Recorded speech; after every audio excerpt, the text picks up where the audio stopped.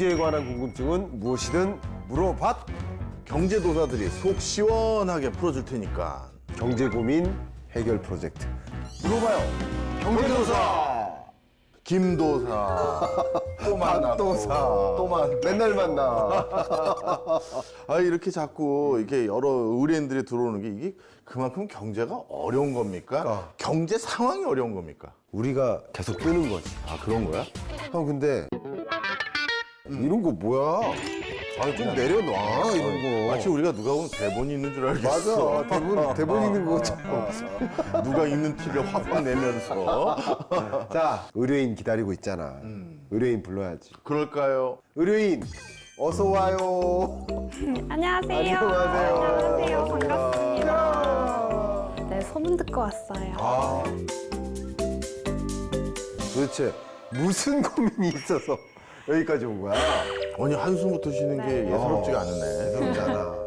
제가 직장을 다니다가 이번 코로나 사태로 그만두게 됐는데, 네, 이게 그만두다가 이제 퇴직금으로 살고 있었어요. 근데 이제 요즘 1인 사업이 많이 붐업이 네, 됐잖아요. 그래가지고 제가 그거를 소문을 듣고 이것저것 다 해본 거예요. 친구들 따라서. 근데 아주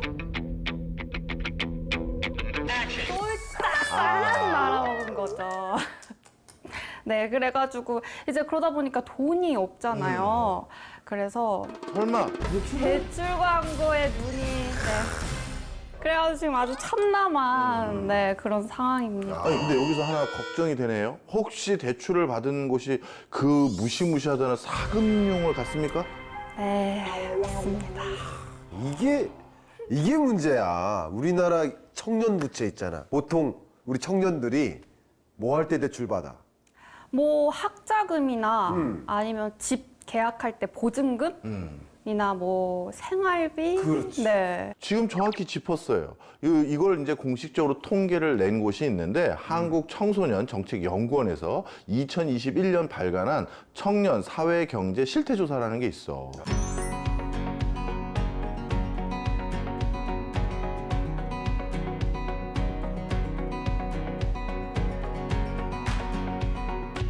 그런데 어떤 광고를 보고 그런데 그 많은 대출을 받을 수 있는 경로가 있는데 하필이면 사금융을 선택한 거야. 그 SNS 보면은 그런 홍보글이 되게 많아요. 뭐 신용등급 무관, 직장인부터 뭐 주부, 무직 다 가능하다. 네, 이런 그 거 연락처 어떻게 되지? 우리도 사실 신분이 불안정해서. 그런 거 보고 눈이 확 돌아가 버린 거. 아이고 저런. 그게 바로 전형적인 불법 대출 광고다. 가장 대표적인 허위 과장 광고야. 신용 등급에 무관하게 대출해 줄 수 있는 그런 대출 금융기관은 없다. 없어. 나연 씨는 그럼 지금 적용받는 금리가 어떻게 돼요? 저 18.9%. 아니 근데 이 18.9%라는 어마어마한 소리를 얘기하면서 어떻게 저렇게 해맑을 수가 그러게. 있을까요? 일단 지금 현재 법정 최고 이율이 연 20%입니다. 그러니까 국가에서 허용한 최고 이율에 가장 아슬아슬하게 걸릴 정도로 굉장히 높은 금리를 받고 있는 거야. 대출 받은 지 얼마나 됐어요? 저 한 6개월 정도 됐어요. 여기 신호가 오는데? 어떤 식으로? 지금 막 화장실 가야 돼? 감이 와. 이자 부담. 이자부 맞아요. 아니 근데 이자 부담도 걱정이지만 이런 사금융의 경우는 굉장히 강압적이고 고압적인 채권 수심을 하는 경우도 많다고 하는데 그런 피해도 조심해야 돼. 그뿐 아니라 특히 이 급전 대출, 즉시 대출. 또 있어. 당일 대출. 자, 이런 거 가능하다는 문구 적혀 있잖아. 미등록 대부업체들이 이렇게 자금 사정이 급한 이런 소비자들, 금융 소비자들한테 막 유혹해내려고 신용등급 무관, 급전대출, 당일대출 막 이렇게 해서 이게 대표적으로 쓰는 그런 광고 문구야. 절대 이거는 우리가 그런 데 빠져나오면 안 된다. 그리고 저 뭐가 또 있네. 너무 긴장되는데. 그 대출 중개 수수료를 제가 받을 내야 된다? 뻔했어요. 내진 않아. 네, 내진 않고 뻔했어요.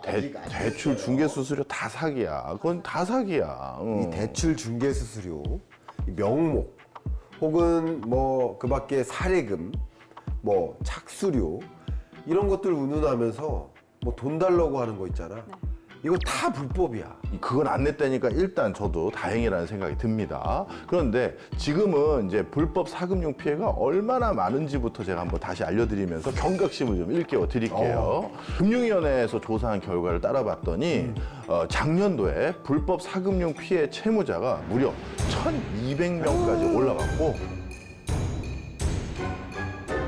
그다음에 금융감독원을 통해 채무자 대리인 선임 지원을 신청한 사람들이 무려 1,200명인데 전년 대비 그럼 이 1,200명이라는 숫자는 얼마나 늘어난 거냐? 이 무려 90%까지 급증한 상황이에요.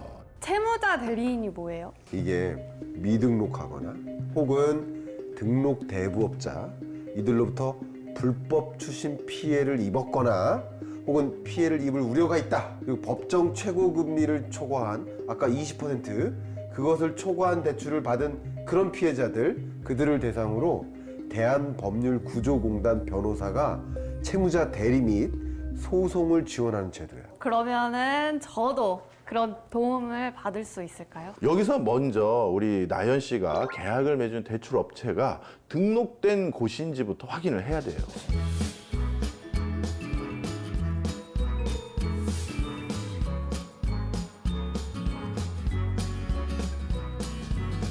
근데 어떻게 불법 대출 업체가 저한테 연락을 하는 거죠? 그거 저도 궁금해요. 그거 어떻게 된 겁니까? 이게 SNS에다가 혹은 뭐 대출 중개 사이트 있잖아. 여기다 만약에 대출 문의글을 쓰잖아. 그러면 그 글을 본 누가? 불법 사금융 업체들이 한도나 대출 가능 여부 이런 걸 댓글로 다는 거야. 아, 그러면은 그거를 보고 제가 다시 거기에 연락을 하는 거겠네요? 그렇다고 봐야겠지. 또 그 다음에 글을 올릴 때 제3자에게 개인정보 재공란이 있거든. 내 개인정보를 줄 수 있는지 이걸 체크해야만 하는 데가 있는데 거기에 이제 그걸 아마 체크를 했었을 가능성도 꽤 높아. 그렇게 되면 거기에 체크를 하는 순간 불법 사금융 업체가 정보를 열람하고 바로 연락을 하는 거야. 근데 솔직히 저는 이 이자 갚기가 너무 힘든데 어떻게 해야 될까요? 아, 역시 정부가 굉장히 많은 따뜻한 지원책들을 마련했는데 정부에서 지원하는 대출 상품이 있거든. 뭡니까? 햇살론. 아, 저 그거 알아요. 오. 살론.